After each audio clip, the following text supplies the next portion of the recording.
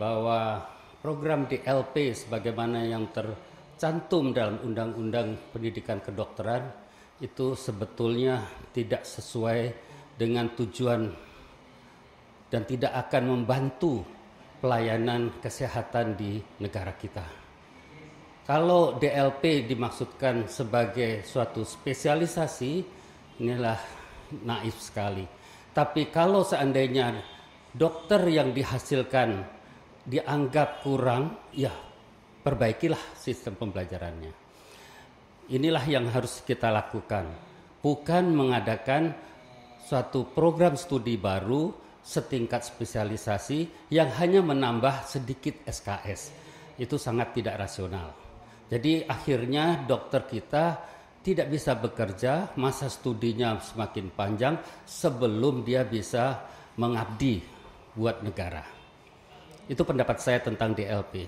Ada satu lagi hal yang perlu kita soroti, yaitu mengenai uji kompetensi. Menurut pendapat saya, sebaiknya uji kompetensi ini dikembalikan kepada Undang-Undang Praktek Kedokteran. Dalam Undang-Undang Praktek Kedokteran sudah tercantum atau termaktub tentang uji kompetensi.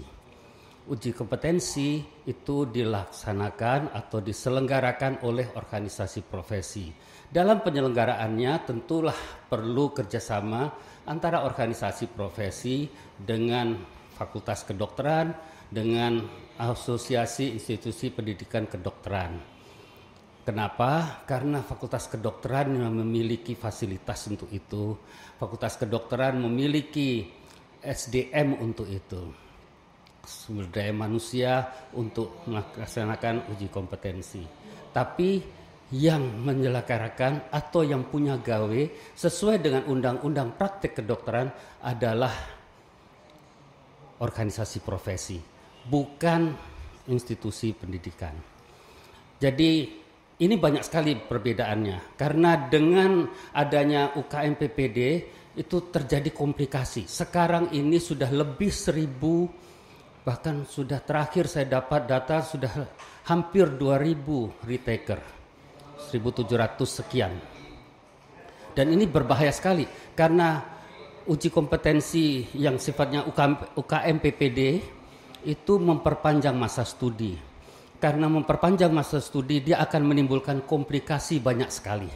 Komplikasi terutama kepada perguruan tingginya. Kalau masa studinya panjang, maka perguruan tingginya akan mendapat nilai yang kurang baik. Karena status anak-anak kita itu masih mahasiswa. Selain itu, dia juga berisiko drop out. Dan ini komplikasi yang luar biasa dahsyat. Kita harus berpikir bagaimana memperjuangkan anak bangsa kita, mendidik mereka sehingga bisa bermanfaat buat bangsa.